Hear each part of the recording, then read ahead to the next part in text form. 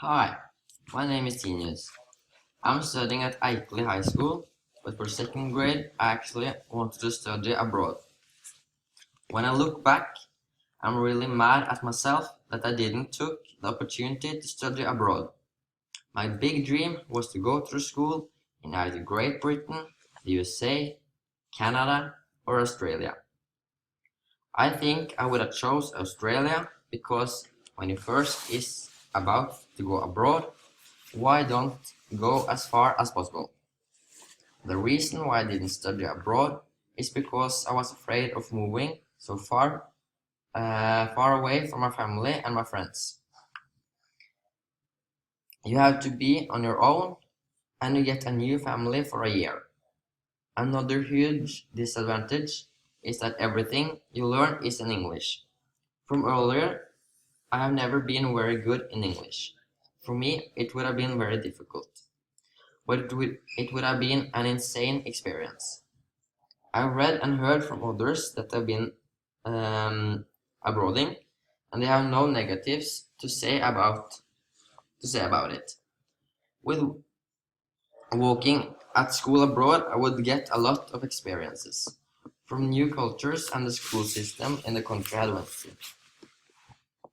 I would mostly get a lot of new friends, and they had mostly likely followed me through the rest of my life.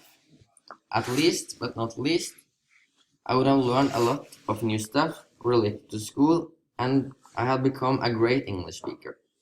For others that is at the tipping point of going abroad, I would say that it's just to pack up and leave, and it will be an incredible journey.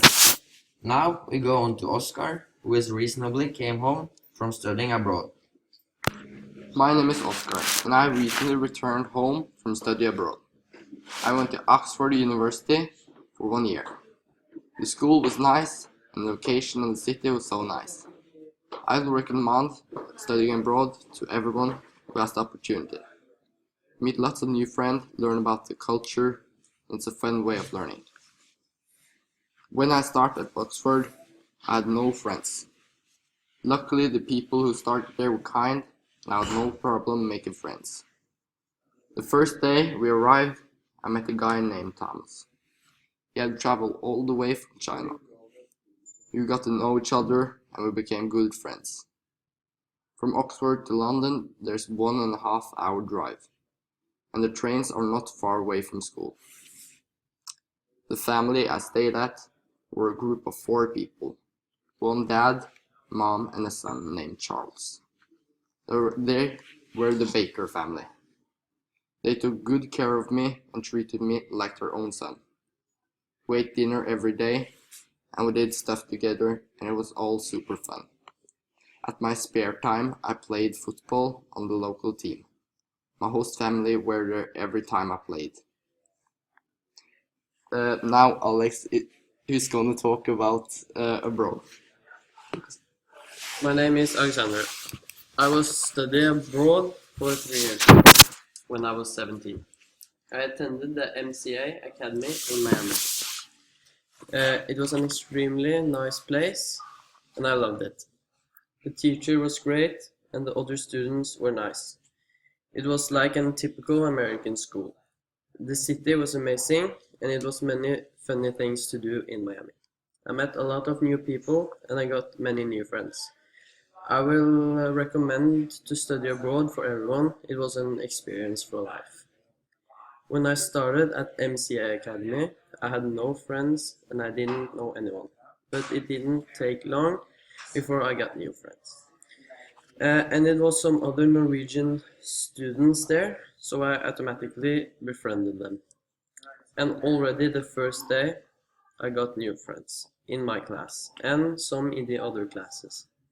The family I lived with was very rich. The father of the house was a lawyer.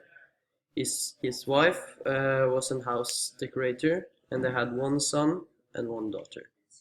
Their son's name was Alan, and their daughter's name was Tina. Tina was 20 years at the time, and I didn't get to know her too well. But her son and I became good friends. Some of the first things I noticed was the teacher was good and the class really paid attention. But it got a little bit noisy in the last hour, but it was okay. Me and Alan and many other friends did many funny things together. After school, we used to go to the beach and relax. My whole experience was that it was the best year of my life, and I would do it again if I could. Hi, I'm Harold. I went to Cambridge approximately 20 years ago. I remember traveling there with high hopes to make a lot of new friends and experiencing a new culture in a new country.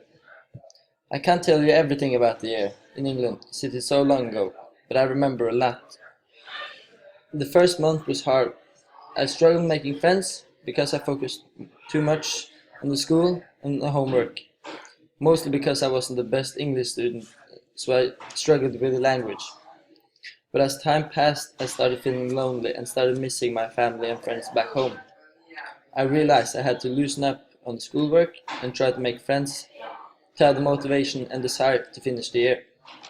In late September, I met Lucas, which made me meet a lot of new people. Lucas was probably the one to make me want to stay there and finish the semester in Cambridge. I remember visiting my family and friends at home around November and just wanted to go back to England. That's how much I enjoyed the year at Cambridge.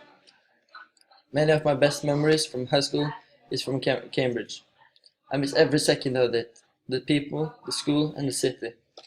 I lived at the Cambridge campus, which probably is the place I miss the most. The social and community was extremely good. We go to countless amount of excursions such as London, Wales and Scotland. The only downside of Cambridge was the weather.